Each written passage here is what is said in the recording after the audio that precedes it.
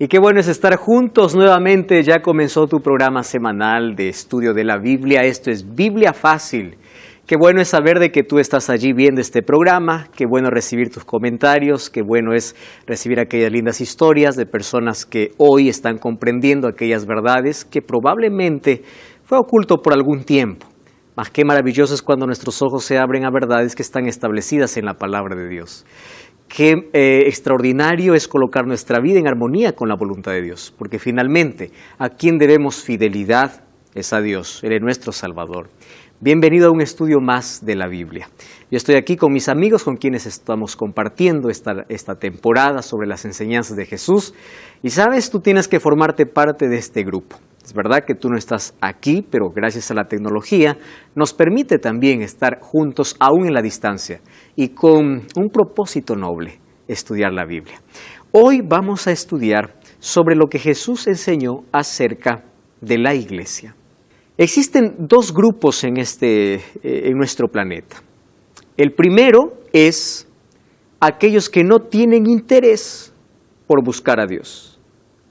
Y el segundo es aquellos que tienen interés y al ver que hay tantas opciones, dicen, cualquier camino es suficiente. Entonces hoy vamos a ver qué cosa es lo que Jesús enseñó acerca de la iglesia, sobre la iglesia. ¿Existe una iglesia? ¿Existe un pueblo? Hay iglesias que se abren como club social, hay iglesias que se abren solo para entretener, hay iglesias que abren la Biblia pero no en su totalidad. Hay iglesias que solamente tocan evangelios, pero no tocan profecía. Hay iglesias que solamente tocan historias de la Biblia para extraer lecciones espirituales, mas no tocan doctrina. Hay iglesias que se abren solamente para sacar dinero. Hay iglesias que se abren para colocar falsas esperanzas, otros solamente para hacer milagros y otros solamente para gritar. Algunos para satisfacer los sentidos, buena música, algún show, o allí poder estar tirado en el suelo y revolcarse y todo eso. Hay tanta confusión. Pero hay algo que los une a todos, y es que todos tienen Biblia. Entonces, como todos tienen Biblia, uno de los conceptos que tenemos es que todos tienen la verdad. Y aquí yo quiero que podamos comenzar hoy tomando un concepto valioso. Yo puedo tener la Biblia en casa, pero eso no significa que yo la leo. La iglesia puede abrir la Biblia y puede llamarse cristiana, pero eso no significa que sirve a Cristo. Porque como ya les mostramos en programas anteriores, hay iglesias incluso que han sido abiertas solamente para enriquecer a los dueños. Y créanme, hay tanta gente que ha visto la religión como un negocio. Mucha gente. Hay personas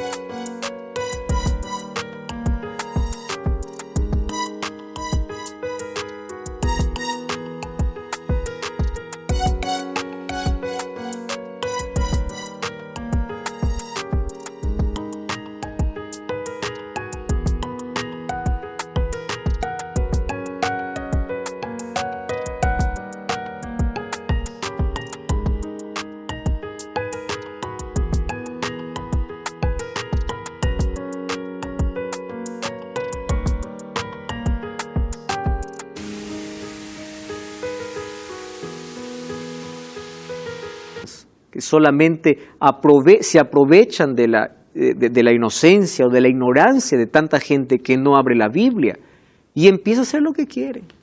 Lo que tenemos que buscar es una iglesia perfecta por su doctrina. ¿Entienden la diferencia? Si es que yo voy a una iglesia, yo estoy aquí porque aquí me siento cómodo. Porque aquí siento. ¿Tú te vas por sentir, por dar gusto a tus sentidos o te vas porque quieres adorar a Dios? Tú tienes que decir, yo estoy adorando a Dios. Esto es independientemente de tu relación personal, ¿correcto? Una cosa es adoración colectiva y otra cosa es relación personal. ¿Qué cosa es ser cristiano? ¿Ir a la iglesia? No me hace cristiano. Alguien dijo así, aquel que dice que yo soy cristiano porque voy a la iglesia es aquel que piensa, yo soy hamburguesa porque voy a McDonald's. Imposible, ¿verdad? O sea, tú puedes tener el nombre de cristiano, asistir a una iglesia y no ser cristiano. ¿Correcto? Entonces, cuando buscamos una iglesia para adorar de manera colectiva, no vamos a mirar los miembros o los líderes o quién está allí. Porque si yo empiezo a mirar, Jesús dijo, si tú miras la paja de tu hermano, es posible que tengas una viga y no te des cuenta. Entonces, no buscamos en una iglesia perfección de miembros, pero sí de una iglesia que hable una verdad fundamentada en la palabra de Dios. Si es que yo estoy yendo a un lugar donde hay alguna creencia que no encaja con lo que la Biblia dice, yo no debo fidelidad a una placa, a una organización, a una iglesia, a un líder. Yo debo fidelidad a Dios y a su palabra. Entonces, parte de mi sinceridad y humildad es que cuando yo comprendo una verdad y sé de que esa verdad no la estoy practicando, yo tengo que someter mi voluntad a la palabra de Dios, no lo que el líder dice. Hay personas que cuestionan a su líder y su líder se molesta. Y cuando no tiene ningún argumento, empiezan a maltratar a sus miembros. Infelizmente existe un mundo así. Y yo conozco tantos rehenes de líderes, personas que les prohíben incluso profundizar su conocimiento bíblico. Hablar de iglesia es un asunto delicado. Sin embargo, cuando nosotros busquemos una iglesia, no busquemos un lugar de gente perfecta, pero donde sí se proclama la verdad perfecta. Es decir, una verdad basada en la palabra de Dios. Jesús nos enseñó que nuestras creencias deben estar sobre la roca y no sobre la arena. ¿Qué significa roca? Cristo. ¿Qué significa roca? Palabra de Dios, fundamento sólido. ¿Qué significa arena? Tradiciones. ¿Recuerdan ustedes en el capítulo anterior? Vimos solamente existen 2 días de adoración, sábado y domingo, ¿correcto? Entonces, ¿hay un conflicto de días? No, el conflicto no es con los días. El conflicto es adoración. Un día de adoración dado por Dios y el otro dado como producto de un edicto imperial y también de un concilio religioso. Entonces, uno elige a quién adorar y sobre dónde colocar su fundamento, sobre la tradición o sobre la Biblia. Y hablar de esto entonces nos lleva a ver de que en este mundo Satanás, Jesús dijo, el príncipe de este mundo es el diablo. En este mundo nosotros encontramos por lo menos 3 reacciones. Uno que se llama sincretismo religioso. Sincretismo es una mezcla de la verdad con un poco de mentira. Te hago una pregunta. ¿Tú tomarías un vaso de agua que tiene una sola gota de veneno? ¿Por qué no? Si solo es una gota y hay 99% agua. Porque es suficiente una gota para matarte. ¿Correcto? Es suficiente entonces que yo descubra que al lugar donde voy hay una doctrina que no encaja con la Biblia, es suficiente para decir, esto no es mi lugar. Sincretismo, el diablo es experto ¿en qué? En mezclar y en disfrazar. Para presentarse a Eva, lo hizo en el animal más hermoso de la creación. Claro, ahora es terrible la serpiente, pero antes no era como hoy es. Después de la maldición le dijo, tú te arrastrarás, le dijo la serpiente. Al decirle a Jesús, tú te arrastrarás, significa que antes no se arrastraba, antes volaba. Ahora, miren, Satanás se disfraza y aquello que es mentira, lo coloca un forro que dice verdad. Entonces tenemos que ser cuidadosos y evaluar todas nuestras creencias. Número 2, verdad incompleta. Cuando yo voy a una iglesia y hay un libro que no me quieren enseñar, yo debo ponerme en alerta. ¿Por qué no quieren enseñarme ese libro? Si hay algo que yo no entiendo y está en la Biblia y el pastor dice, no, eso, olvídate, eso no es oculto, o solamente se predica de una sola cosa, espera un momento, tenemos que tomar la Biblia como un todo porque toda la Biblia es inspirada por Dios. Entonces, la verdad incompleta hace que el pueblo pueda vivir en ignorancia. ¿Correcto? Número 3, rechazar la verdad. Ahora, es diferente conocer la verdad e insistir en el error. Yo conozco mucha gente sincera, conoce la verdad, Sabe que no es así, sabe que la Biblia dice otra cosa, pero ellos dicen, no, yo no puedo salir porque mi líder, mis hermanos. ¿A quién estás debiendo obediencia? ¿A quién debes fidelidad? Rechazar la verdad es muy peligroso. Y nosotros seremos cobrados. Ustedes ya vieron el día del juicio, me parece que yo hablé, o cuando hablé sobre el castigo. Cada uno dará cuenta de acuerdo a la luz que recibió. Entonces, mientras tengamos más luz, tenemos más responsabilidad. Entonces dice, pastor, entonces si es así, yo ya no quiero saber nada. Entonces también serás responsable de la luz que pudiste haber recibido y tú rechazaste. ¿Correcto? Entonces existen 3 actitudes y hay que tener cuidado con todo esto. Otra cosa, cuando hablamos de iglesia, ¿dónde comenzó la iglesia? La iglesia no comenzó con los judíos, ni siquiera con el pueblo de Israel. Dios tuvo su iglesia en el jardín del Edén.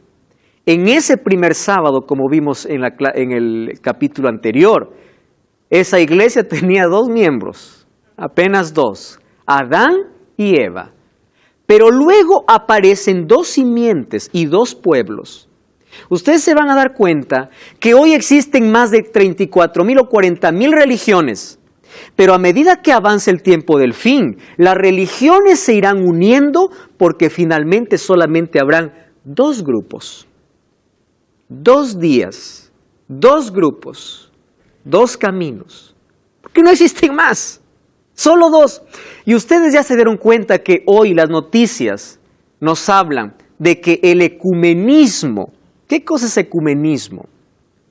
Donde todas las religiones empiezan a comparar sus creencias y dice, como tenemos tanto en común, vamos a aliarnos. ¿Qué cosa nos diferencia? Nada. Entonces somos uno. Entonces este ecumenismo va a avanzar. Todas las iglesias que comparten las mismas creencias se van a unir.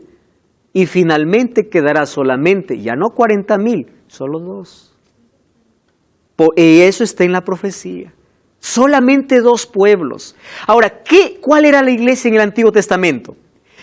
A través de Abraham, Dios prometió que Él levantaría un pueblo, una descendencia. Y de allí vienen los hijos de Israel. Entonces, pertenecer a la iglesia en el Antiguo Testamento, ¿qué significaba? Pertenecer al pueblo de Israel. Algunos dicen que en el Antiguo Testamento Dios se interesaba solo por los israelitas y Él no se interesaba por los otros. Eso es mentira. Dios levantó al pueblo de Israel con un propósito. ¿Cuál era? De que ellos puedan ser luz para las naciones y todas las naciones puedan conocer al único Dios a través de su testimonio. Es decir, el pueblo de Israel tenía el privilegio de tener la verdad. Pero ¿sabes qué pasó, Silvia? Ellos no vivieron a la altura de la verdad que recibieron. Y es por eso que un día les fue quitado el privilegio. Es decir, Dios tuvo un pueblo. ¿Quiere decir que los israelitas al ser pueblo de Dios están predestinados a salvarse? No, Dios levantó un pueblo con una misión. La misión de predicar el verdadero evangelio. Demostrar quién es Dios. Por eso es que Dios mandó a Jonás a Nínive. Si a Dios no le interesaría a las otras naciones, ¿por qué Dios tiene que enviar un profeta a una nación pagana? Dios está interesado en la salvación de todos sus hijos. Ahora, la adoración en el Antiguo Testamento dependía de un edificio, el cual se llamaba templo. Primero fue santuario. Después, ese santuario, como era una carpa, después de los 40 años que estaba en el desierto, fue a parar en Siloé, y David dijo, yo muero en un palacio, ¿cómo la casa de Dios va a estar carpa? Yo quiero hacer un lugar para adorar. Dios le dijo, no, está bien, todas tus intenciones, está todo lindo, pero tú no lo harás, va a ser tu hijo. Y Salomón construyó el mayor templo, de oro, glorioso, extraordinario, ¿verdad? Era el centro de adoración, porque la religión giraba alrededor ¿de qué? Del templo, porque ahí se ofrecían sacrificios. No existía religión sin el templo. Cuando Jesús llega, invierte la situación. Porque ahora, por eso es que cuando Él muere, el velo del templo se rompe. Y se rompe de arriba para abajo. Como eso viniendo del cielo. ¿verdad? Diciendo, hasta aquí acabó los sacrificios y hasta aquí acabó un monumento como el centro de adoración, y Jesús levanta la iglesia apostólica. Llama a 12 discípulos, imperfectos, totalmente imperfectos. Pero esos seres imperfectos, Dios los colocó su verdad. Seres imperfectos. ¿Se dieron cuenta que la iglesia es imperfecta? Sí. Pero ¿por qué Dios levanta un pueblo? No por sus miembros, sino, ¿por qué? Porque ellos tienen una verdad que proclamar. Entonces, allí Jesús, al tomar a 12 discípulos, esos 12 discípulos después del Pentecostés, empiezan a predicar y viene el cristianismo. ¿Qué es cristianismo? Aquel que cree en Cristo, ¿verdad?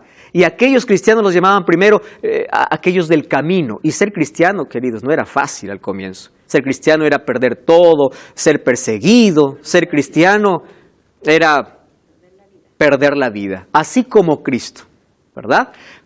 Ahora, cuando Jesús funda entonces su iglesia, tenemos que conocer cómo lo hace.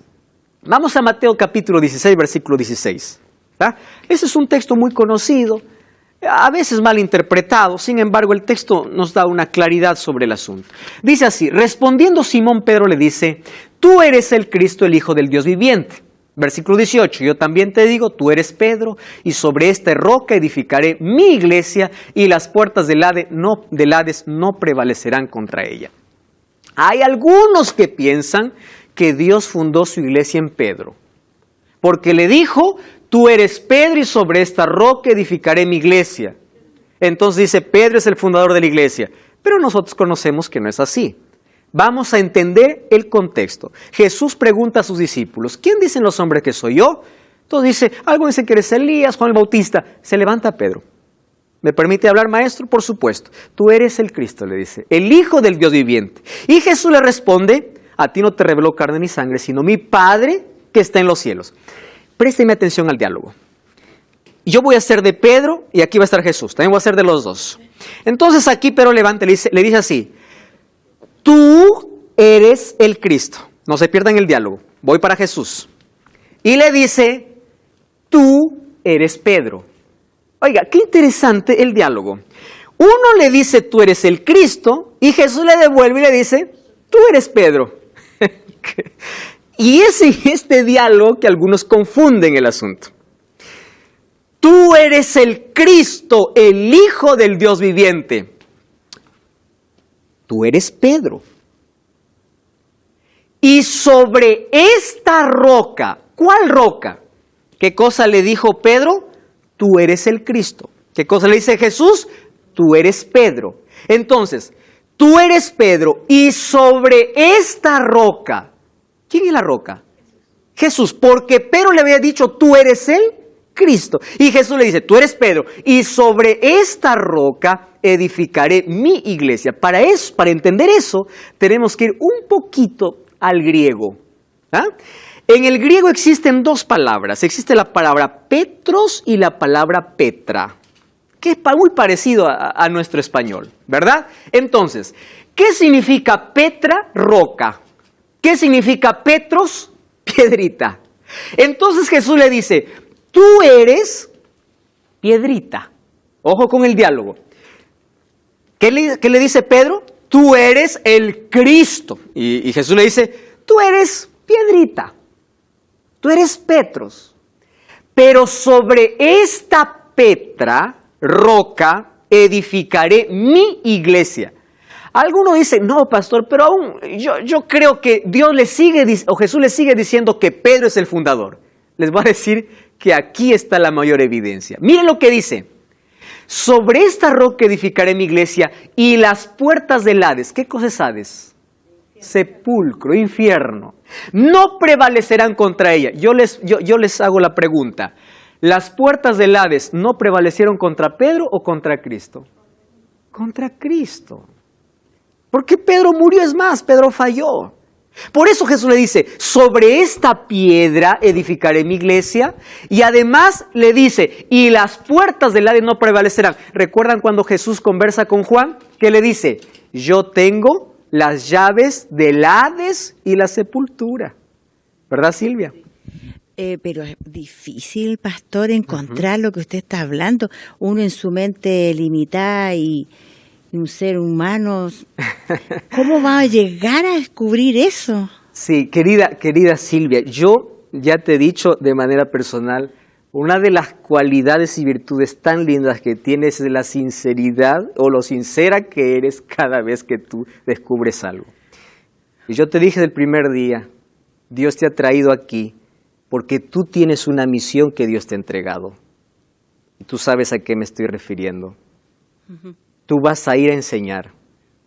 Y vas a ir a enseñar no lo que aprendiste de una religión, sino lo que aprendiste de la Biblia.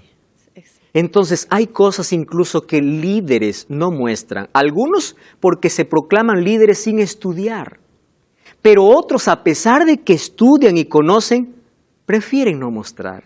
Y prefieren que la tradición puede estar por encima de la Biblia. ¿Correcto? Pero ahora un análisis simple, te das cuenta cuando dice, las puertas del Hades no prevalecerán, ya no está hablando de Pedro.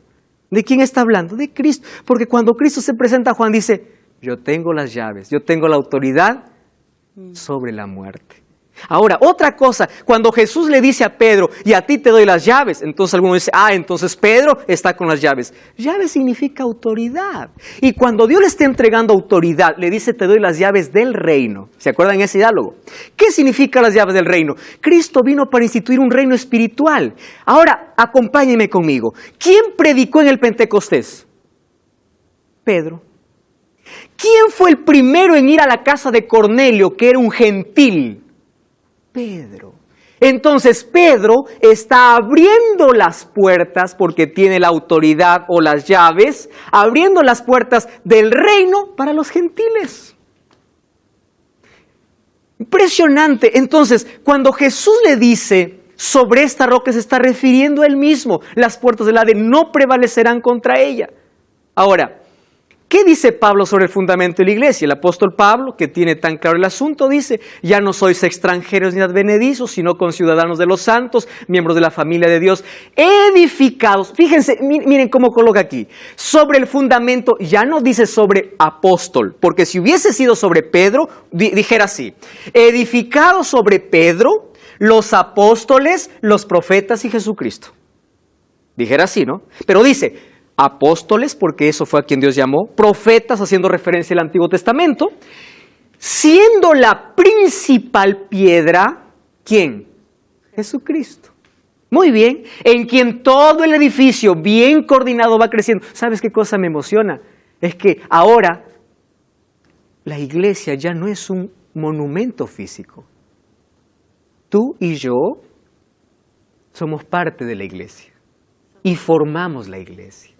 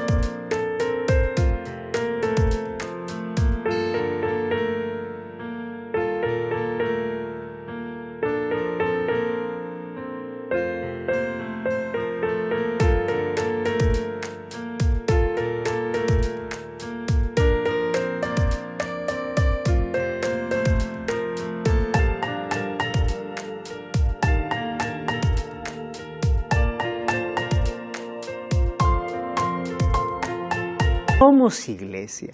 Antes entonces funcionaba alrededor de un templo físico. Ahora los lugares para adorar siguen funcionando, pero ya no es el centro, sino es el centro ¿quién? Los cristianos. Por eso es que Pablo dice, vosotros sois templo del Espíritu Santo.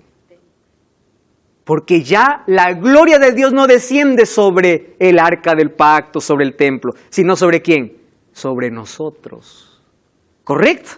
Entonces, qué lindo, todos somos parte de ese templo, la piedra angular es Cristo. ¿Cuál es el grande deseo de Cristo para su iglesia? Efesios 5:27 dice, a fin de presentársela a sí mismo una iglesia, me encanta esta expresión, ¿qué dice?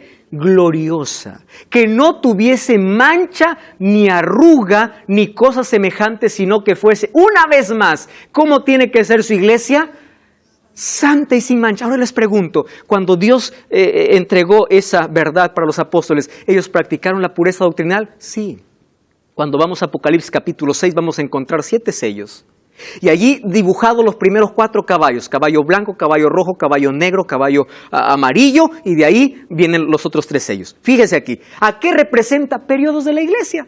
Porque el primer periodo de la iglesia fue puro. La gente daba su vida por Jesús. Los coliseos romanos eran llenos de cristianos que preferían morir por causa de su fe. Entonces el diablo, cuando vio que Cristo instituyó la iglesia, dijo, yo tengo un plan. ¿Cuál es mi plan? Son poquitos, no van a crecer, los voy a matar a todos. ¿Y qué sucedió? Mientras más cristianos morían, más cristianos se levantaban. Y el diablo dijo, no, aquí pierdo. Cambio de estrategia. ¿Cuál es el cambio de estrategia? En el año 313 ocurre un edicto que se llama el Edicto de Milán. El Edicto de Milán prohíbe la persecución a los cristianos y empieza a haber una alianza entre el cristianismo y el romanismo. Estoy hablando del imperio romano político, del imperio romano, ¿correcto? Entonces, hay una fusión. Pero ¿cuál era la negociación? Muy bien, nosotros les aceptamos, no hay persecución, no hay nada, pero ahora ustedes van a hacer lo que nosotros queremos. Y aquella iglesia pura que antes daba su vida por la verdad, se manchó. Y es por eso que encontramos negociación de su fe. ¿Y cuál es el deseo de Dios? Presentar su iglesia pura. Y estamos de regreso, esto es Biblia Fácil. Ya sabes que puedes solicitar totalmente gratis este curso bíblico Enseñanzas de Jesús, solamente enviándonos un mensaje a nuestro WhatsApp, más 5512-98-100-1460. Este curso es didáctico, a todo color, y por supuesto aquí vas a encontrar preguntas y las respuestas no te da el curso. Las respuestas te envía a buscar a la Biblia, porque el interés es que tú puedas profundizar tu conocimiento en la palabra de Dios. Bienvenido una vez más, estamos hablando hoy sobre la iglesia. El deseo de Jesús es que su iglesia sea pura, pura doctrinalmente, sin mancha. Sin embargo, nosotros ya estuvimos viendo que a medida que pasaba el tiempo, en el año 313, cuando terminan las persecuciones para los cristianos, empieza una negociación de fe. Y en esa negociación de fe es verdad que termina la persecución para cristianos, pero los cristianos empiezan a paganizar. En lugar de cristianizar, empiezan a paganizarse. ¿Cómo así? Ellos empiezan a dejar a un lado aquella pureza doctrinal y empiezan a aceptar tradiciones. Y esto es cuestión de revisar allí la historia. El diablo cambió de estrategia. Antes perseguía, ¿verdad? Ahora mezcla. Y una vez que mezcló la verdad, empieza a perseguir a quienes quieren mantenerse en la verdad. Eso vamos a ver de aquí a poco. Muy bien, ¿qué cosa entraron, por ejemplo? ¿Qué cosa manchó la iglesia? Nosotros encontramos, ya les dije en el año 303, el edicto de Milán. Allí terminó la persecución para cristianos. En el 321 ya vimos que hubo un decreto imperial, primero para cambiar el día del día sábado al día domingo, ¿verdad? El día del sol, el día del emperador. En el año 364, en el concilio de la Odisea, ya no solamente es un decreto imperial, sino también es un decreto religioso, porque un concilio se aprueba de que esto tiene que ser así, sin tener base bíblica. En el año 370 comienza el culto a los santos. En el año 400 comienza la oración por los muertos. En el año 530 aparece el dogma del purgatorio, ¿verdad? Con la idea de tener sumisos allí a toda la gente, porque la autoridad venía solo de uno, no venía de la Biblia, venía de un poder.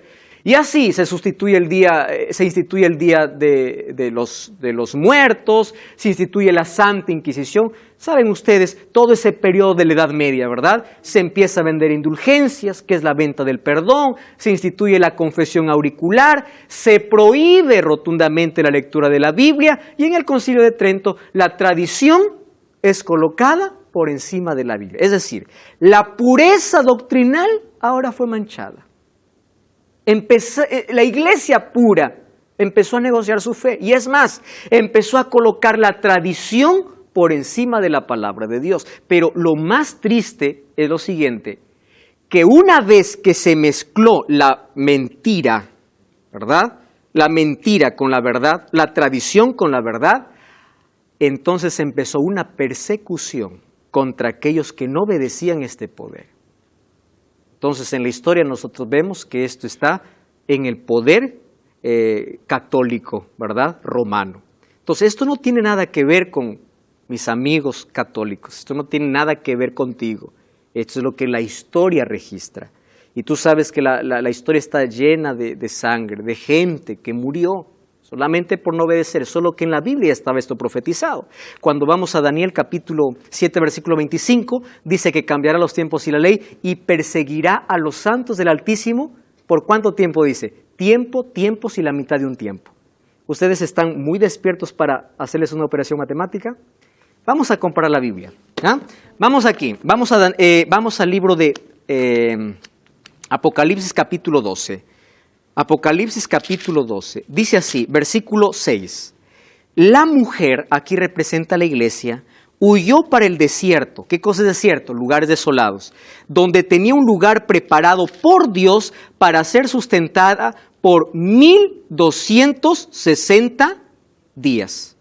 ¿Por cuánto dice? 1260. Muy bien. Además, miren lo que dice el versículo 14. Se le dieron alas a la mujer, alas de gran águila para que volara delante de la serpiente, a su lugar donde es sustentada por tiempos y la mitad de un tiempo. Es la misma profecía de Daniel 7:25, tiempo, la mitad de un tiempo. Y aquí arriba dice que es 1260 días. Y hay otra profecía que dice que ella fue perseguida por 42 meses. ¿Cómo entendemos esto?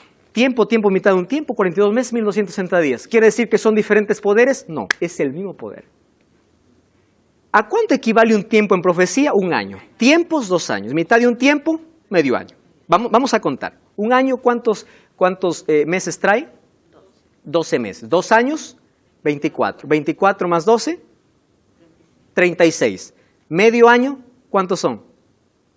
6 meses. 36 más 6, 42. Entonces, 3 años y medio es igual a ¿cuánto? 42 meses. Entonces ya está. Tiempos y mitad de un tiempo es igual a 42 meses. Muy bien, el calendario judío tenía solo 30 días. 42 por 30, ¿cuánto es? 1260. Es la misma profecía. Y si vamos a la historia, comenzó en el año 538 hasta el año 1798. El Papa Pío VI, mientras estaba celebrando su ceremonia de coronación en la Capilla Sixtina, fue tomado preso ¿por quién? Por Napoleón Bonaparte a través de su general Berthier. Se le quitó todo el poder, todos los derechos, hasta aquí se acabó la persecución. Pero en el año 1929 se le devuelve un pedazo de tierra que hoy es conocido como el Vaticano.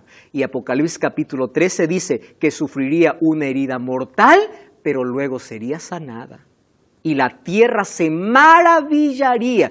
Y ustedes tienen que ver Biblia Fácil Apocalipsis para comprender todo el contexto cuando habla de este poder. Entonces, la iglesia pura se manchó y esa iglesia que ya tiene una doctrina manchada empieza a perseguir.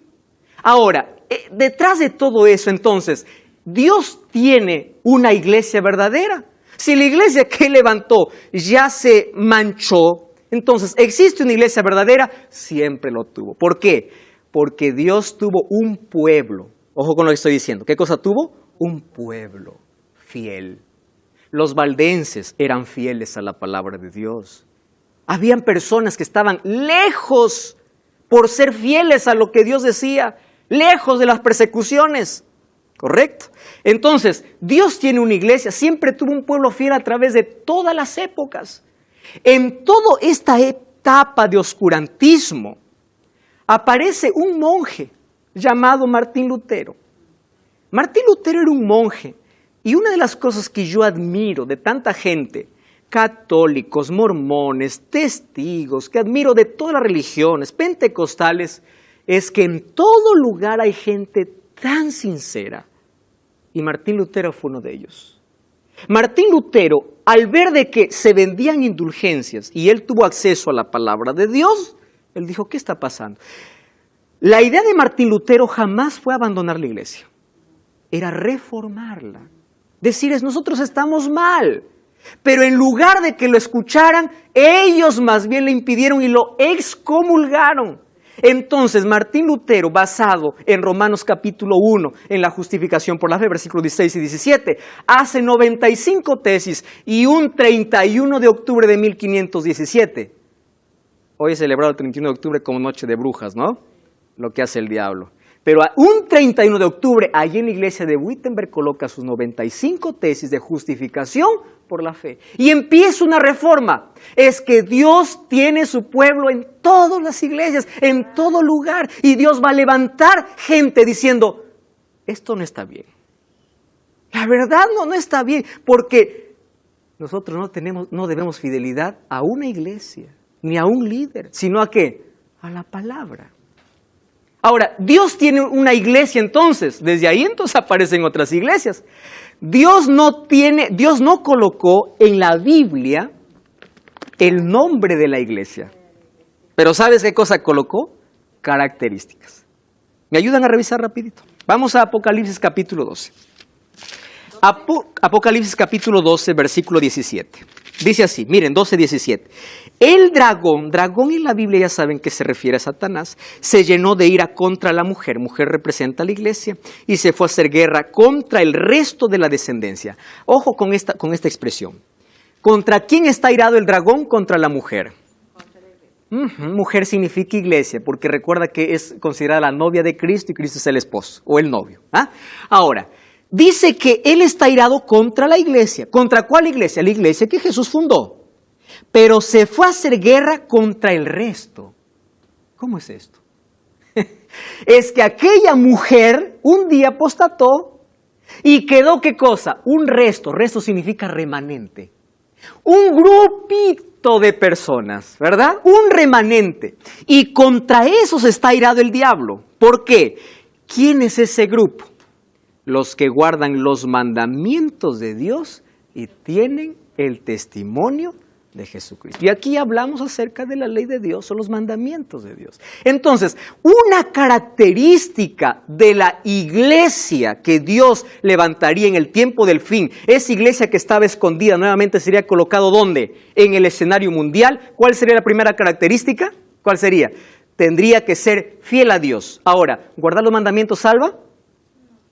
Está claro, ¿verdad? No salva. ¿Pero por qué dice los que guardan los mandamientos? Porque es la evidencia de aquellos que se relacionan con Dios. ¿Por qué? Porque guardar los mandamientos debiera ser el resultado del amor. Eso no es legalismo. Legalismo es pensar que la ley me salva.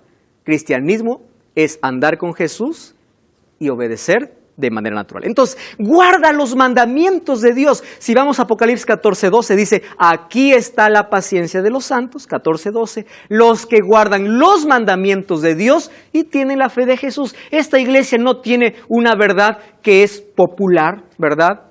No tiene un mensaje que todo el mundo gusta escuchar, porque es una iglesia que guarda los mandamientos y predica los mandamientos de Dios. Entonces, yo te voy a hacer una pregunta. La iglesia donde tú estás, ¿guarda los mandamientos de Dios? Entonces revisa si guarda los mandamientos, proclama los mandamientos. ¿Dónde están? Ahí ves, Éxodo capítulo 20. Vamos al otro. Segunda característica. Dice el versículo 17 que tiene el testimonio ¿de quién? De Jesús. ¿Cuál es el testimonio de Jesús? Vamos a Apocalipsis capítulo 19, versículo 10. Miren, qué interesante. Yo me postré a sus pies para adorarle. Y él me dijo, no lo hagas. Yo soy consiervo tuyo y de tus hermanos que mantienen el testimonio de Jesús. ¿Qué le dice? Adora a Dios. El testimonio de Jesús es el espíritu de profecía. Ahora te explico. ¿Quién se presenta a Juan? Aquí es un ángel.